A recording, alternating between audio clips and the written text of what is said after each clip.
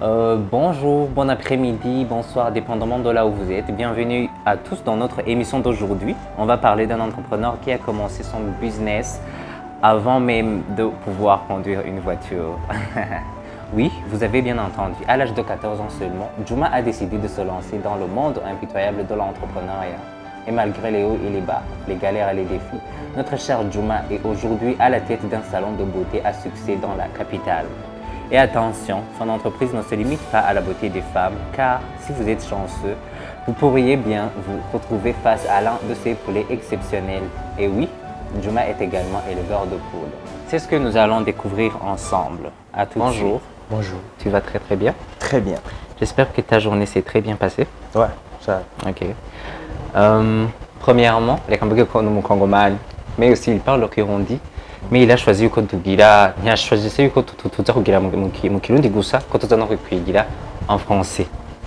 Puisque j'aime les challenges, on va commencer par ce challenge de te présenter dans une minute. Alors, moi, je m'appelle Toussaint Juma. Il y a des amis qui m'appellent Mr. Crash. C'est plus pour les salons de coiffure parce qu'ils s'appellent Crash Beauty Salon. Ok. Il y a d'autres amis qui m'appellent Tino. Tino, c'est parce que je suis aussi aviculteur. Donc, je de poulailler. Et mon poulailler s'appelle Tino Farmings. Donc, il y a des amis qui m'appellent Tino parce que même avant le poulailler, c'est eux qui m'ont donné le nom de Tino. Ok. Alors, moi aussi, quand j'ai ouvert le poulailler, je l'ai nommé Tino Farmings. Et il y a aussi qui m'appelle Mr. Hook parce que j'ai un autre business de soft smoking. Sur Internet, ça s'appelle soft smoking, c'est des cigarettes qui n'ont pas un grand niveau de nicotine. Donc, on parle de vape. On parle de cigarettes sans nicotine, on parle de cigarettes soft. Donc, et aussi c'est la même chose que le chicha? Non, c'est pas la même chose que la chicha. Alors, le vape, c'est électronique d'abord, hein? Et deuxièmement, c'est facile à emporter. Et troisièmement, les niveaux de nicotine est trop bas. Donc, et aussi, il y en a qui m'appellent Mr. Hook. Ok. Pourquoi son nom? Hook. Pourquoi on m'appelle Hook? Ça, personne ne me l'a donné. C'est moi-même j'ai choisi Hook. Et en parlant de Hook, j'ai plus coupé les mots hookah, ce qui vient des chicha d'origine. Donc, c'est des trucs qui vont avec les histoires à fumer, des cigarettes. Ça s'appelle des hookahs. Alors, j'ai divisé, j'ai appelé ça Hook. Ok. Il y a des potes, depuis, ils ont commencé à m'appeler Hook. Super. Pourquoi ce nom de Crash wagize l'idée de pourquoi je l'ai appelé Crash Beauty Salon?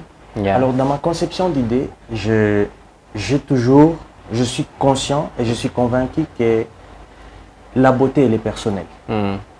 C'est que toi, tu peux trouver beau, moi, je ne peux pas les trouver beaux. Mais nous sommes nés pour tout le monde se sentir bien dans sa peau. Alors, quand je parle de Crash Beauty Salon, définitivement, Crash, c'est coup de foudre. Ça va avec les coups de foudre en français. Oui. Alors, dans ma conception, moi, je veux que tout le monde soit son propre Crash. Donc, tout ce que tu fais chez moi, que ce soit en termes de beauté, que ce soit en termes de cosmétiques, les achats, tu le fais pour toi. Tu ne le fais pas pour quelqu'un d'autre. C'est un coup de foudre entre toi et toi-même. Alors, tu es ton propre Crash. Ok. Raconte-nous comment était ton enfance. Vous avez grandi dans une famille qui était comment? Moi, j'ai grandi dans une famille intéressante.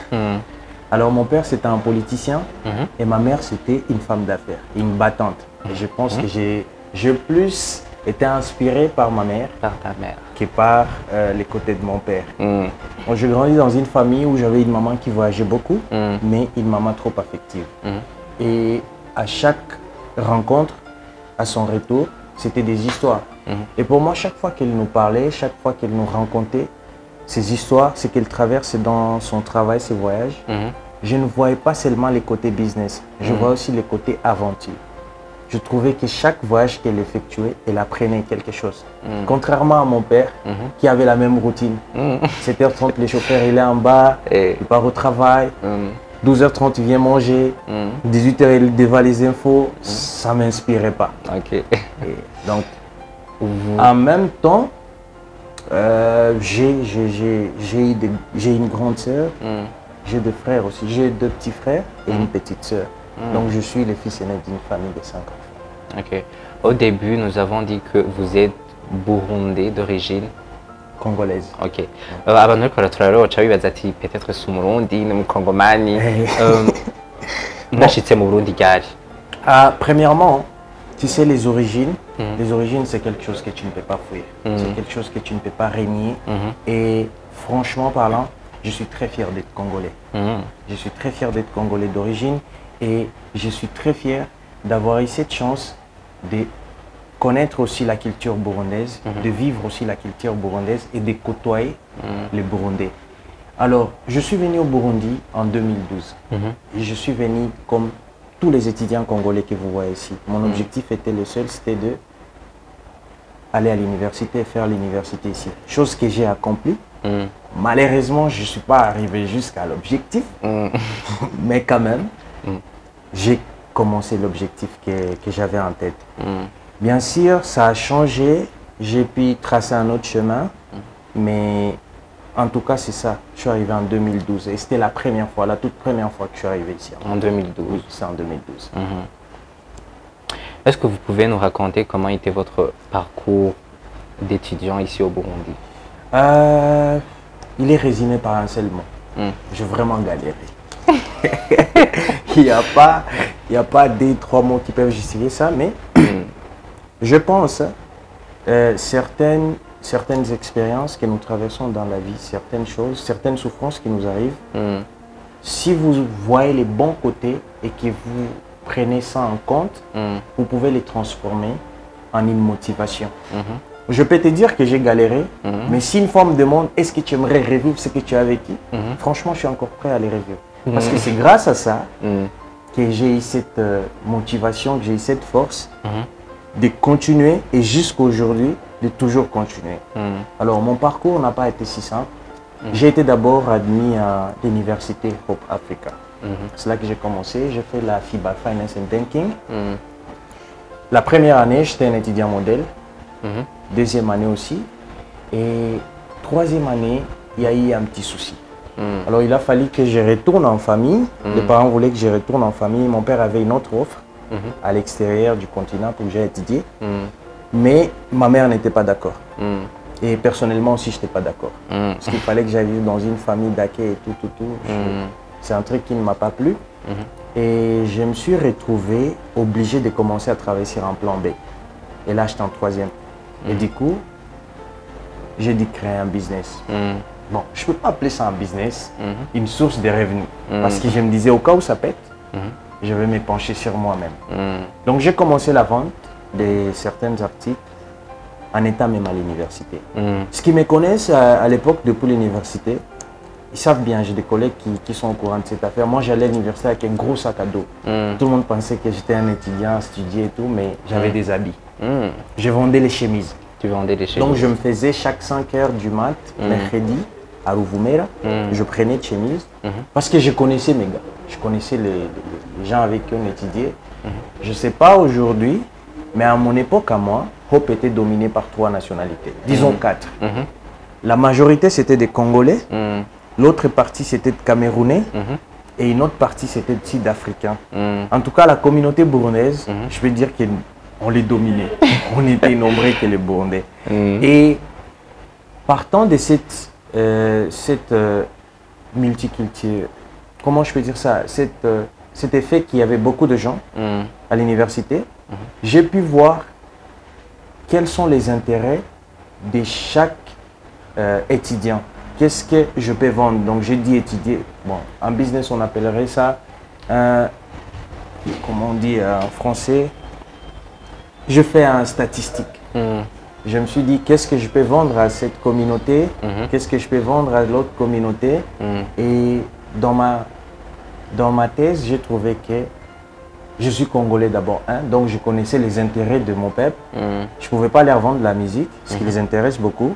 Je ne pouvais pas leur vendre l'alcool aussi, ce qui les intéresse, mais je pouvais leur vendre les habits.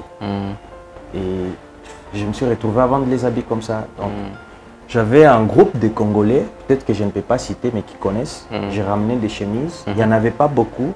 Et ce n'était pas un marché à étaler, mais je venais, j'ai déjà ciblé la personne, je lui dis, j'ai un produit qui peut t'intéresser. Une personne, quand je lui dis, il va dire à une autre personne, l'autre personne va dire à une autre personne. Et ça a circulé. À un moment, je me suis retrouvé à commencer à avoir des commandes ou à commencer à être en manque de stock.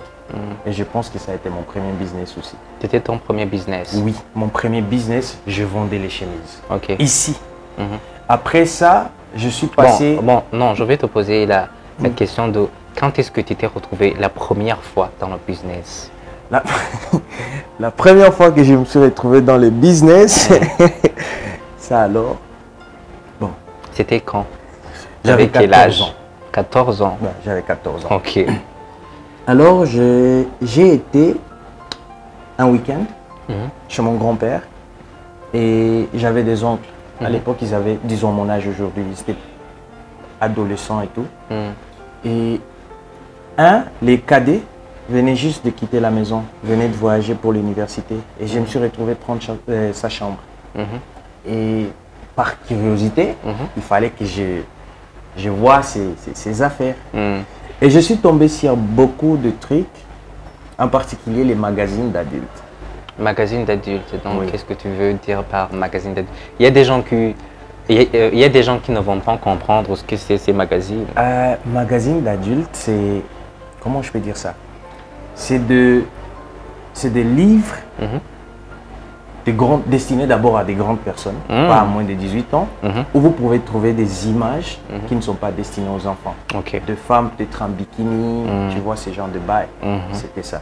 Ok. Alors, à l'époque même, je faisais une école, je faisais le collège où il y avait vraiment beaucoup de gens, beaucoup de jeunes comme moi qui riaient à mon âge aussi. Et j'ai commencé à vendre ces histoires. Donc, tout le monde était intéressé par ces magazines, ce qui n'était pas vraiment bien. Je n'en suis pas fier aujourd'hui, mais à mon âge non plus, je ne pense pas que quelqu'un peut me condamner. Donc, j'ai commencé à commercialiser ces histoires à l'école. Et à une époque, je me suis rendu compte que si je vendais tout, je n'aurais plus de business. Donc, les paix qui me restaient, j'ai commencé à les louer. Et à les louer. Ok. C'est comme ça, jusqu'à ce qu'on m'attrape et qu'on me vire. Ok. Pourquoi avez-vous décidé d'ouvrir le salon? Bon, d'investir dans le domaine de la beauté et de l'élevage des poules, parmi autant d'autres business. Parmi autant d'autres business, j'ai choisi les salons. Premièrement, je ne veux pas te dire que j'avais ces projets en tête ou j'avais ces rêves, non. Les choix du salon m'a été plus inspiré par ma petite sœur. Alors, ta petite sœur? Oui, il y a une époque où moi j'ai vécu avec ma petite sœur ici. Ici au Burundi? Oui. Et elle avait des locks. Elle avait des dreadlocks à l'époque et c'était de mon devoir de l'amener toujours au salon de coiffure. Tu vois, quand tu habites avec une fille, en gros, les parents te donnent une petite sœur, tu deviens comme son père. Donc, à ma responsabilité, c'est toi qui le fais. Oui, voilà. Je dois la déposer, je dois m'assurer que... Tu vois? Et en même temps, à l'époque, je travaillais, je partais à 5 heures, je travaillais dans un deal de la famille à Ouvira.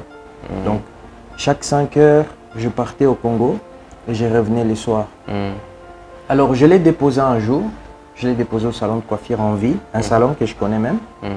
Et j'avais jamais mis un pied dans un salon de dames à l'époque. Je l'ai déposé, je suis parti. Et à mon retour, quand je suis rentré, je pensais la trouver à la maison. Alors quand tu rentres à la maison et que tu habites avec une jeune fille, et ça arrive 18-19 heures, elle n'est pas là, c'est la panique totale. Oui. Donc je me disais, elle est où et tout. Quand je vais passer un coup de fil, elle m'a dit, la Tchali Poulissa, je me demandais, comment c'est possible depuis le matin jusqu'à maintenant? Elle m'a dit, d'ailleurs, il faut que tu viennes me chercher. Et à ma grande surprise, quand je suis arrivé, c'est là qu'on était en train de terminer en fait. Ok. Je lui ai demandé, mais comment ça peut prendre? Comment un service? J'ai demandé au propriétaire du salon, comment un service comme ça peut prendre toute la journée? Rien que la façon dont elle s'exprimait envers moi était mal polie, vraiment mal polie. C'est le seul mot que je peux dire. Et elle m'a dit, l'important, c'est qu'on termine et qu'elle rentre. Et quand j'étais en route avec ma petite sœur, je lui ai demandé qu'est-ce qui s'est passé, pourquoi ça traîne comme ça.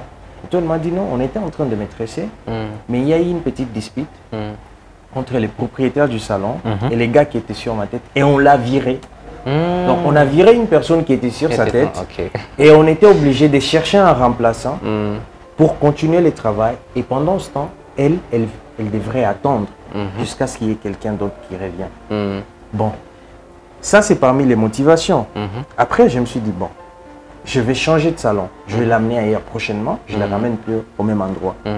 Mais aussi, au fur et à mesure que je l'amenais dans des salons de coiffure, il y avait ces genres de bails. Soit c'est les patrons qui a une dispute avec quelqu'un, soit c'est la personne qui gère, qui n'était pas là, qui n'a pas bien fait son travail. Et je me suis rendu compte, parce que c'est moi j'ai payé, donc je savais le poids de la facture. Je me suis rendu compte qu'on payait beaucoup, mais que les services n'étaient pas donnés comme il faut, il n'y avait pas de suivi. Je me suis dit, donc si ces gens peuvent percevoir autant d'argent, mais qu'est-ce qu'ils donnent en retour? J'ai commencé à penser à cette idée. Peut-être que quelqu'un peut ouvrir aussi un salon et améliorer ses problèmes. Ouvrir un salon, offrir peut-être le même service que ces gens, mais éliminer tous ces côtés-là, les disputes, les bruits, les zigzags dans les salons, parce qu'il y a eu un moment où je suis arrivé maintenant, je trouve ma petite sœur, les conditions dans lesquelles elle est assise au milieu des jambes des dames, peut-être qu'il n'y a pas aussi fait chaud, tu vois. Il y a eu tellement de choses que je me suis dit, bon, je sais qu'il y a des gens qui ont les mêmes problèmes. Je sais qu'il y a des gens qui aimeraient ne pas vivre ces problèmes. Donc je me suis dit, je peux investir dans ce domaine et améliorer quoi? Améliorer la qualité de service. Ça vous a compris... Putain. Ça vous a pris combien de temps pour pouvoir ouvrir votre salon? Pour ouvrir mon salon, ça m'a pris... Je dirais même pas beaucoup de jours. Pourquoi? En commençant, j'avais de bons contacts. Donc j'ai eu une grande sœur qui m'a beaucoup aidé parce que c'est quelqu'un qui fréquentait beaucoup les salons de coiffure. Donc elle avait tellement de coiffeurs que je pourrais parler à celui-là, qui m'ont donné des idées. Alors j'ai pris une retraite de, je dirais, 2 mois. Je faisais un business plan. En même temps, je faisais des visites. Je suis parti sur Internet pour la déco parce que tout ce qui est là, je l'ai fait personnellement. Donc j'ai commencé par l'installation jusqu'à la formation moi-même. Tukiri ngaho nyene mwari mwahejeje amashuri? Non. J'avais pas fini à Hope. Alors, si on retourne sur ce sujet, j'ai quitté Hope. Bon, quand je finis de vendre les habits, je n'ai pas fini. J'ai vu que le capital était bon. J'ai dit augmenter pour passer à un autre business. Et là, je me suis retrouvé dans les accessoires de téléphone. Donc, j'ai regardé, moi personnellement, tout comme les gens avec qui on habitait, parce qu'à l'époque, je vivais avec d'autres étudiants dans des chambrettes, Gagara, tu vois. Et on avait ce genre de problèmes, les batteries des ordis, les chargeurs. Je me suis dit, bon, j'ai commencé à faire Kampala. Alors, je me retrouvais, un vendredi, je quitte ici. J'arrive samedi 5h à Kampala. Je descends au marché, Namugabo Road. J'achète les accessoires. Le même soir, samedi, je prends un bus. Lundi, je suis au Burundi. Et ça ne m'a pas aidé à l'école. Soit je veux venir, je suis fatigué. Ou si je viens, je suis motivé. C'est pour vendre, c'est pas vraiment pour bosser. Dans ma tête, c'est pour vendre. Je viens, je sais, tu sais quand tu as une nouvelle marchandise, et surtout une marchandise que les gens ils sont en train d'attendre, franchement, qu'on ne se montre pas, c'est pas l'école que tu vas penser. C'est la vente dans ta tête. Je viens, ma cible elle est là. Même si je devrais te ramener une batterie, moi j'avais cours à 8h, et que toi tu as cours peut-être à 10h, franchement je viens à 10h. Et donc c'est comme ça. Je n'ai pas pu terminer la 3e année. J'ai quitté, je me suis focalisé dans les affaires. Ok. Tu viens de nous partager comment watanguye kugura salon iki. Où est-ce que tu as trouvé le capital pour pouvoir ouvrir ce salon? En tout cas, byaragutwaye amafaranga atari make, umutaho utari muke. Watanguje umutaho ungana gute? Bon, tu sais les salons, je l'ai ouvert en 2020. Ouais, j'ai ouvert les salons en 2020, fin 2020 je crois. Ouais. Non, 2019, parce que mon premier contrat c'était Miss Burundi. Ouais, c'était 2019. Et oui, j'ai eu des contrats Miss Burundi, etc. Alors j'ai ouvert en 2019, ce qui veut dire quoi? Pendant ces temps-là, je travaillais. Les salons n'est pas mon premier business. Mon frère, moi j'ai... Yo, Je vendis l'alcool. Je vendis les voitures. Mhm. Je vendis les téléphones. Ok. Avant de m'asseoir sur cette chaise, je circulais. J'ai été abattant en 2014. Je vendis les voitures. Je me rappelle bien que je suis parmi les premières personnes qui ont ramené les ratis ici. Et j'ai fait beaucoup de choses. J'ai vendu l'alcool, j'ai enlevé l'alcool en Afrique du Sud, Ouvira ici. Je fournissais à deux boîtes ici, peut-être que c'est pas bien de citer les noms. Ouais, j'ai aussi vendu des chichas. Okay. À Ogo, la plupart des gens qui peuvent me reconnaître sur la vidéo, ils vont me reconnaître sur la vente des chichas au Pacha Club, là où j'ai travaillé pendant 2 ans. J'ai été directeur de marketing au Pacha pendant 2 ans. Et en même temps, j'ai glissé mes petits business dont les chichas, les cigarettes. Okay. J'ai vendu beaucoup de choses. Ok. Je vais te poser la question qui est comment était votre parcours professionnel avant d'ouvrir ce salon? Parce que on entend que vous avez passé à Nouhenche. Donc, quel a été votre parcours professionnel? Parmi tous les business que je peux te dire, premièrement, si je dois parler de la vente d'alcool, c'est un business qui te rapporte de l'argent, mais c'est un business casse-tête. Quand je parle de business casse-tête, c'est quoi? C'est un business où, de temps à autre, tu es obligé de voir les côtés noirs. Et quand je parle du côté noir, c'est l'illégal pour te retrouver. Et quand tu es dans l'illégal, peu importe les montants que tu gagnes, tu n'as pas la paix, tu ne dors pas, le ventre il est vide. Et je ne suis pas fait pour ça.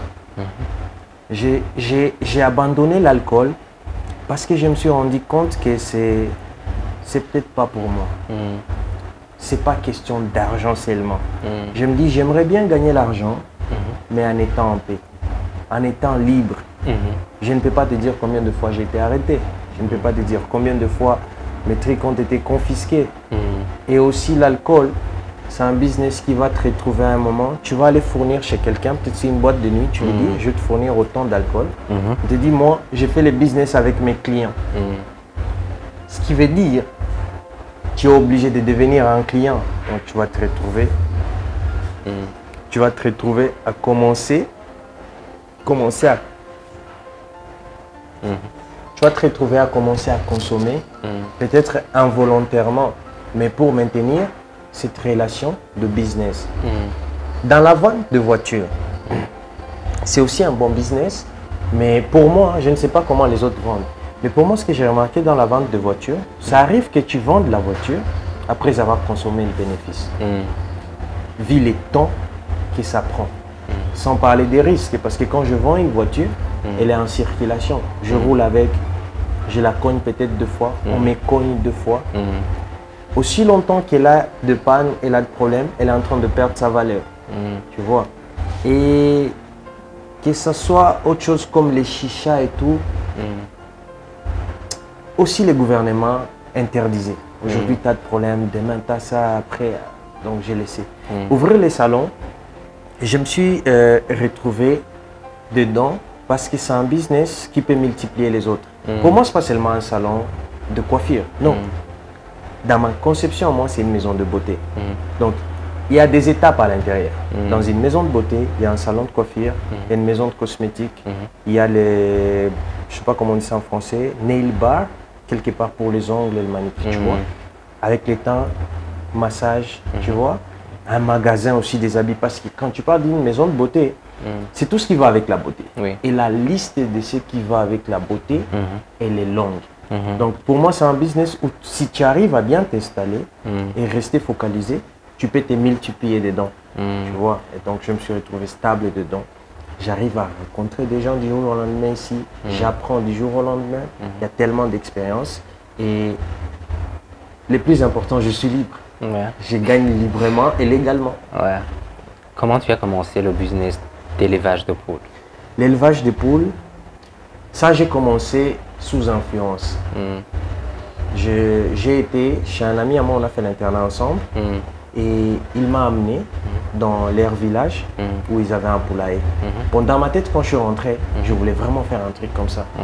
Et je me suis lancé sans aucune expérience, aucune formation. Moi, je pensais qu'une poule, tu l'achètes, tu l'amènes à la maison, après quelques jours, elle prend des œufs. Après, ça se multiplie, tu vois. Donc, j'ai fait ça. J'ai acheté des poules, j'ai ramené à la maison. Ça a commencé dans mon garage à l'époque. Pas mon garage même, les garages de mes parents. Ma mère qui me cassait la tête tout le temps et tout, tes poules dans mon garage. Donc.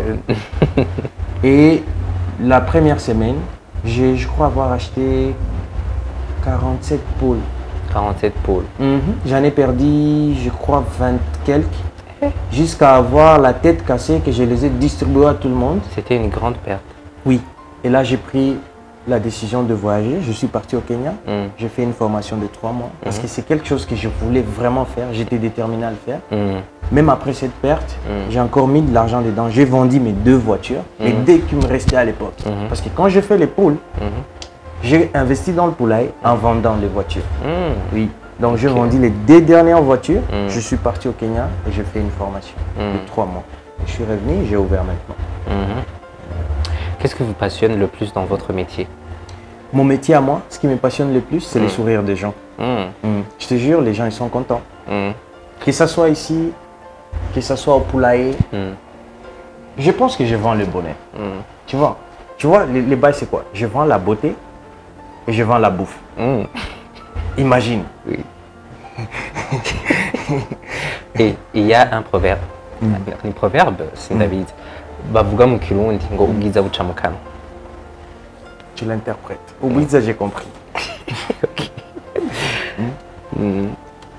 Donc je pense que ce qui me passionne aussi, c'est le fait d'apprendre tous les jours.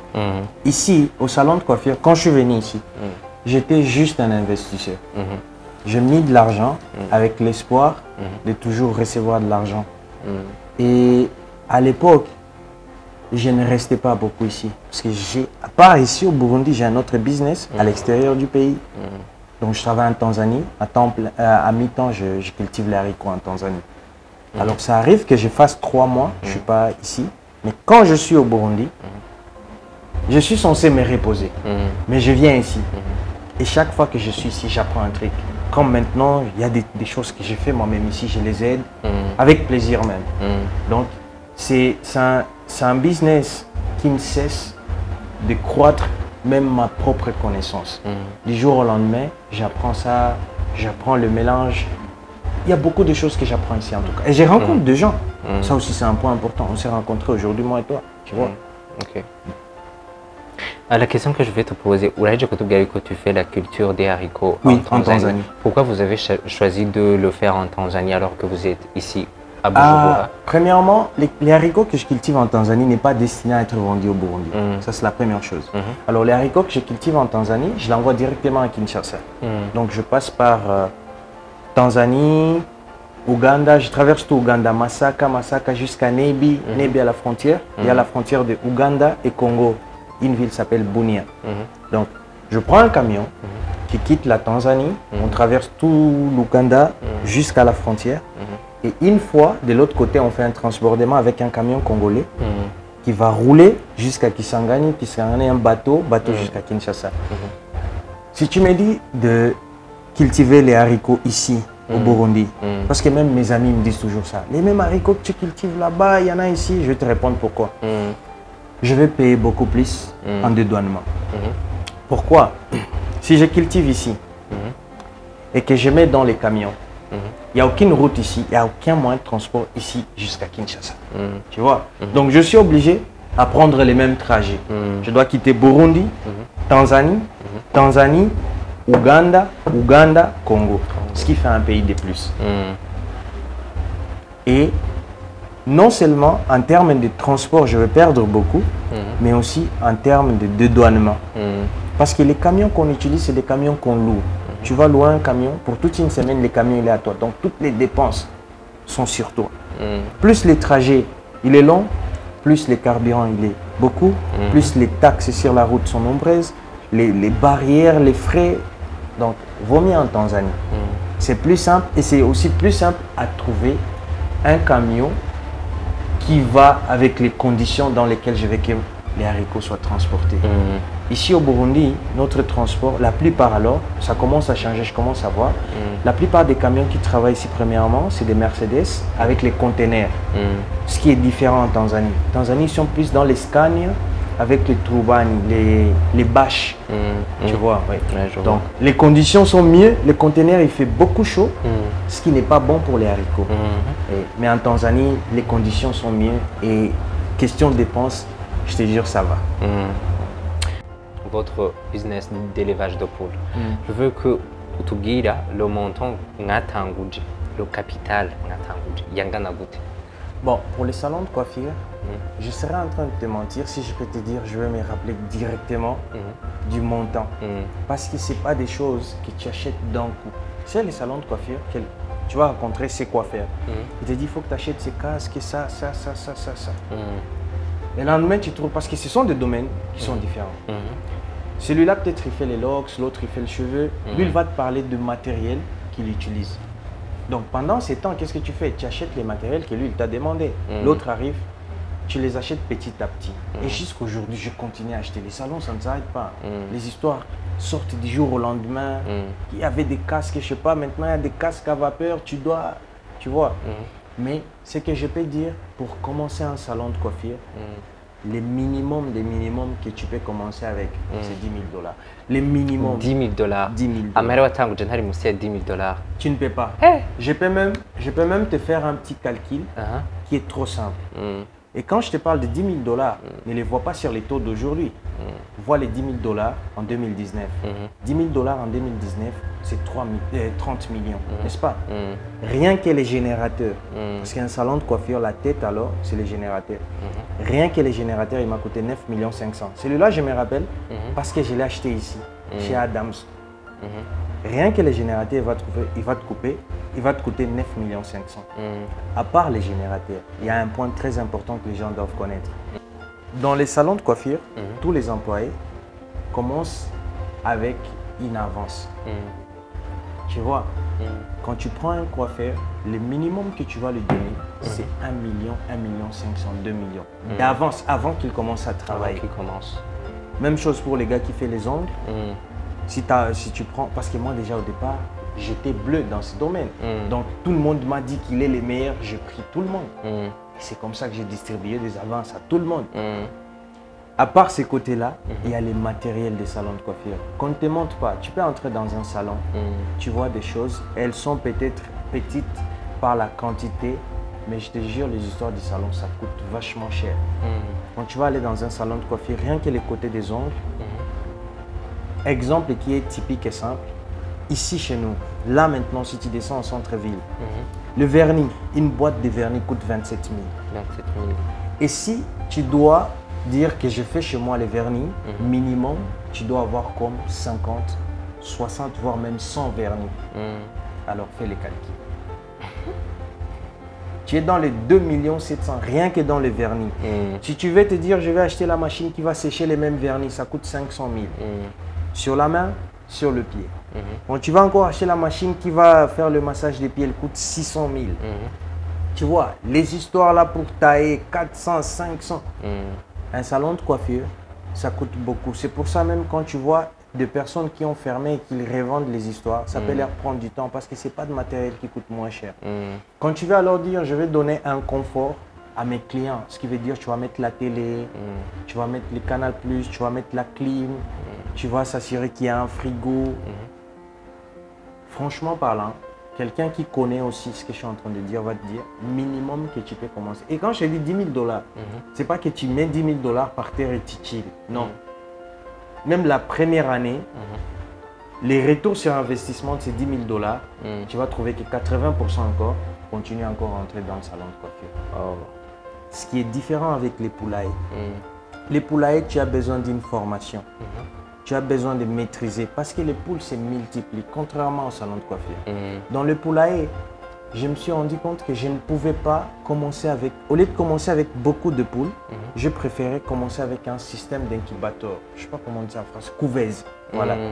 Alors, même si tu commences avec 100 poules et que dans les 100 poules, tu parviens à trouver 80 œufs. Et dans ces 80 œufs-là, tu ne vas pas obtenir les taux de 100%, genre c'est pas tout. Les 80 là qui seront, comment on dit ça, fécondés. Non, tu peux avoir 50. Mais n'empêche, tu as toujours tes 80, tes 100 poules. Les 50 là fécondés, si tu mets dans une couveuse, ça veut dire que tu viens de passer des 100 à 150. Tu vois? Donc, en commençant les poulaillers, moi, je ne peux pas conseiller quelqu'un de se focaliser sur les œufs. Donc, je te conseille sur la multiplication de poules d'abord. Et beaucoup de poules, et beaucoup de poules. Parce que aussi longtemps que quand tu auras assez de poules, tu peux te retrouver facilement à vendre la viande, la saleté des poules, les œufs, tout en même temps. Même les engrais. En fait, les gens ils se mettent dans la tête que les poulaillers, c'est les œufs et la viande. Non. Les engrais, ça paye beaucoup et ça paye mieux que les œufs. Vous venez de nous dire que vous êtes le propriétaire du salon de beauté. Vous faites de l'élevage, vous faites de l'agriculture. Oui. Comment vous arrivez à gérer le temps? Franchement, je pense qu'il faut des sacrifices. Là, on est en train de te dire, on est en train de parler. Je n'arrive pas à parler avec des gens. Je n'arrive pas, peut-être. Moi, ma famille, elle habite à Kinshasa, tu vois, mes parents et tout. Ça fait très longtemps qu'on ne parle pas. J'ai ce genre de problème. C'est trop rare que tu me trouves dans un chill. C'est pas possible. C'est vraiment rare. Et je me dispute toujours avec ma petite amie pour le temps. Et quand je vais rentrer, je serai fatigué, je vais dormir. Donc, c'est un sacrifice. Ce truc, c'est quoi? C'est la discipline. Tu sais que je suis en train de manquer ça aujourd'hui parce que je vise à obtenir ça demain. Il n'y a pas de mots, c'est juste ça. Alors, tu as les choix. Est-ce que je dois abandonner pour vivre la vie de tous les jeunes? Dans 5 ans, dans 10 ans, ça sera bénéfique pour mon avenir? Qu'est-ce que ça va augmenter des positifs sur ma vie? Si tu trouves que pour toi, c'est mieux, dans ce cas, tu le fais. Mais pour moi, je me dis, dans ma tête, les ambitions que j'ai, ça c'est 15%. Donc, c'est juste le début du voyage et je dois rester focalisé. Je ne vais pas te dire que j'ai vraiment le temps de tout gérer. Non.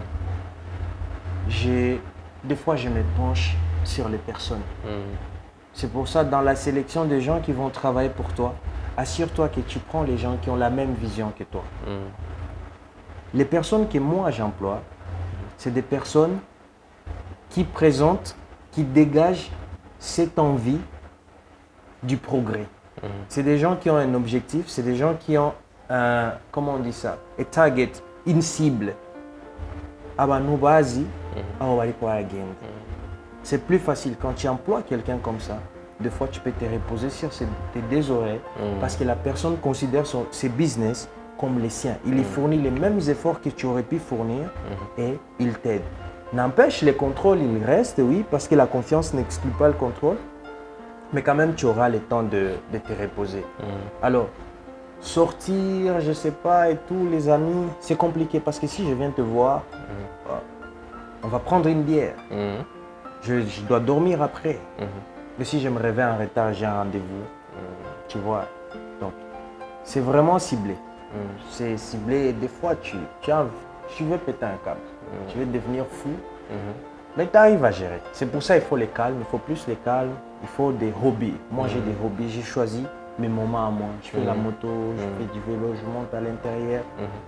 Tu as besoin de ces calmes. Aïe, abantu bakugira ati non, uri antisocial, uragara. Non. Si tu ne fais pas ça, tu vas péter un câble. Quel est votre plus grand défi en tant qu'entrepreneur? Mon plus grand défi. Et mon Bugatti vraiment. Je suis foutu. Genre, à un point où ça arrive, tu dis tu es foutu. Franchement, heureusement, tu m'as demandé en tant qu'entrepreneur. Tous les jours, pour nous, c'est un défi. Tu dors, tu te réveilles, dossier. Chaque fois, les matins, je ne sais pas pour les autres entrepreneurs, mais ça doit toujours commencer par la prière parce que ce qui t'attend, tu n'as aucune idée. Moi, je suis un croyant. Je ne suis pas un chrétien et tout patati, mais je suis un croyant. Je me dis, ce que nous faisons, ce que je fais moi, parce que je parle pour moi, ce que je fais, si je n'ai pas Dieu derrière moi, je ne peux pas y arriver. Donc, quand tu me parles des défis, je suppose qu'il n'y en a pas, parce qu'il n'y a aucun défi qui est plus grand que la personne qui est derrière. Ok. Quel est le produit le plus vendu ici dans votre entreprise? Ici, le produit le plus vendu, je dirais le produit de Shein. Je vends beaucoup de robes. Alors, j'ai un magasin que je suis en train d'ouvrir parce que j'étais inspiré par la vente des habits. Je ne sais pas si c'est le choix que j'ai fait qui est bon, mais en tout cas, je vends beaucoup de robes et c'était même pas officiel. C'était juste quelque chose que j'ai essayé et j'ai commencé à les vendre et je me suis dit, les robes, je les vends beaucoup. Je vends beaucoup de robes et aussi les parfums. Ok. Le produit il est populaire dans les cosmétiques, parce qu'ici il y a les côtés salon, il y a les côtés cosmétiques. En général. Dans les côtés cosmétiques, le produit qui est le plus vendu ici, c'est la lotion du corps. Parce que vraiment, je mets un effort sur la qualité de mes lotions. Qu'est-ce qui vous différencie des autres entreprises qui font la même chose que vous? Ce qui font la même chose que moi, premièrement, il n'y a aucun gène comme moi. Ça c'est vrai. Okay. Tu vas aller dans tous les salons de coiffure. Tu sais, les salons de coiffure au Burundi, c'est un business qui a été référé aux vieilles dames. Tu vois, tout le monde a toujours cru, pas tout le monde, même moi, j'ai toujours su que quand on parle d'un salon de coiffure, c'est pour une maman, comme ça, une grosse maman, tu vois. Je pense, en tout cas, après moi, il y a eu des jeunes qui sont venus. Mais j'étais le seul jeune. Et jusqu'à présent, déjà, les côtés être jeune et homme, je pense que je suis le seul. Parce que ce n'est pas mélangé. Les salons, ce n'est pas les make-up. Non, non. Salon de coiffure, je suis le seul jeune homme qui est dedans. Et aussi, l'autre différence, peut-être l'accueil, les conforts, la discussion. Il y a beaucoup de choses que je n'ai pas vues dans d'autres salons. Et j'en ai profité en tant que... Parce que c'est mon devoir en tant qu'un entrepreneur, investir avec une différence. Vu que ce n'était pas les premiers salons, donc il fallait que je ramène quelque chose qui n'existait pas dans les autres salons. Quel est votre secret pour la réussite de votre entreprise en tant que jeune entrepreneur? Pourquoi tu ramènes le tout dans les autres jeunes ou leur business et puis, à un certain moment,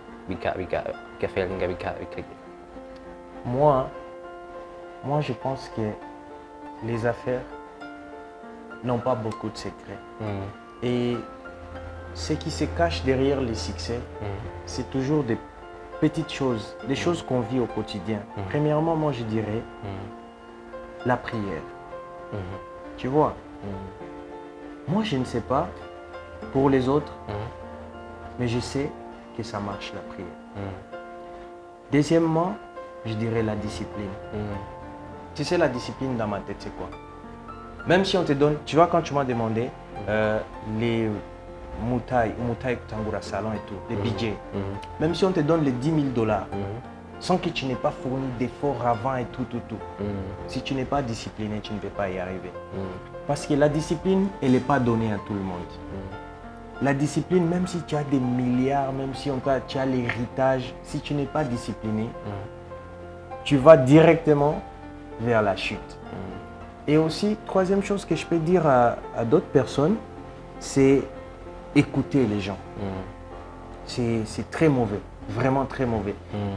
Si je te mets la liste des gens qui m'ont dit de ne pas ouvrir un salon parce que ça ne va pas marcher, heureusement, ils sont mes clients aujourd'hui. Il ne faut pas écouter ce que les gens ils pensent de ton business.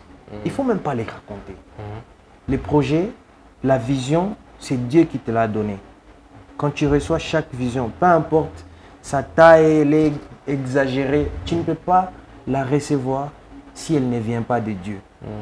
S'il y a une seule personne dans ces cas, tu dois te tourner vers, c'est Dieu. Parce que c'est la seule personne qui t'a donné la vision, c'est la seule personne qui va te donner la force, le courage, tous les atouts qu'il faut pour arriver à ton objectif. Et la dernière chose que je peux dire, c'est l'humilité. Il faut être humble. Il n'y a pas beaucoup de choses. Quand tu fais le business, que tu gagnes, comment? Sois humble. Sois les gens des gens, sois l'homme des gens, la voix des sans-voix. Sois avec les gens.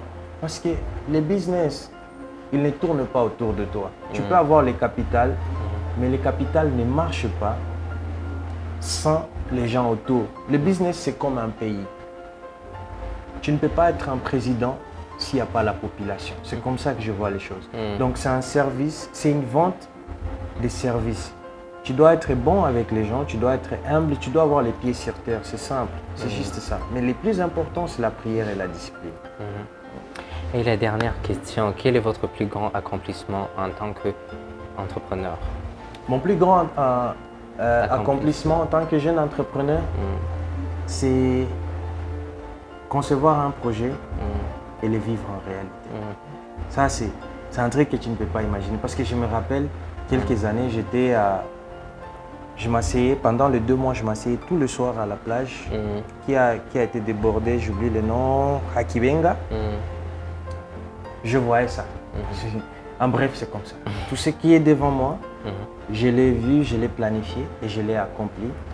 Même chose pour le poulailler, même chose pour les hooks. Aujourd'hui, moi et toi, on est en train de parler.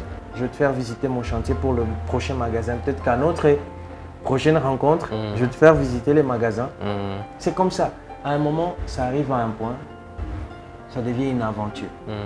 Tu es excité à faire ça. C'est tellement en toi, c'est tellement dans ta tête. Tu te dis, je dois faire ça. Parce que tu sais, cette joie que ça te fait quand tu arrives dans le moment en réalité. Donc l'accomplissement, c'est tout ça. Parce que je l'ai vécu, je l'ai rêvé, je l'ai accompli. Et je continue à rêver et je continue à y bosser. Donc, c'est comme ça. Ok. Pour les personnes qui sont intéressées, votre adresse? Nous sommes situés sur l'avenue de la France. Alors, ceux qui ne connaissent pas l'avenue de la France, c'est le pavé de Café Gourmand. Donc, à juste 30 mètres de moi, il y a le Café Gourmand. Donc, sur le pavé de Café Gourmand, il y a la galerie Kumuhororo, complexe Kumuhororo. Numéro 26, si tu entres dans la galerie, la première porte à ta droite soit t'amener aux escaliers jusque chez moi. Je te remercie qu'on a fait partager votre parcours. Merci beaucoup. On espère C'était avec plaisir en tout cas. Et j'espère aussi que la prochaine fois, nous retrouvons aux autres étapes. Avec plaisir même. On vient d'entendre le parcours de Juma muri business. Twumvise ko yakoze ibintu byinshi cyane gose. Turashaka ko umuntu yicaye mu kibanza nk'iki tukibaza ko atabintu byinyegeje inyuma ya. Hari umuntu akunda kuvuga ngo inyuma y'umuntu mwiza canke yashoboye kugera ku kintu ngo inyuma yiwe hariyo histoire yamihinyegeje. Irya muntu ntiyabeshe nibyo. Turashaka kubona Juma yicaye ngaha tukibaza ko yashitse byoroshe mugabo twumvise parcours yiwe kuntu byagiye biragenda kuntu bitari byoroshe byagiye aracamwe. Hama nkaba nizera ko namwe iki kiganiro cyashoboye kubigisha tukaba tuzosubira la fois prochaine n'indi episode ya personality. Ciao ciao.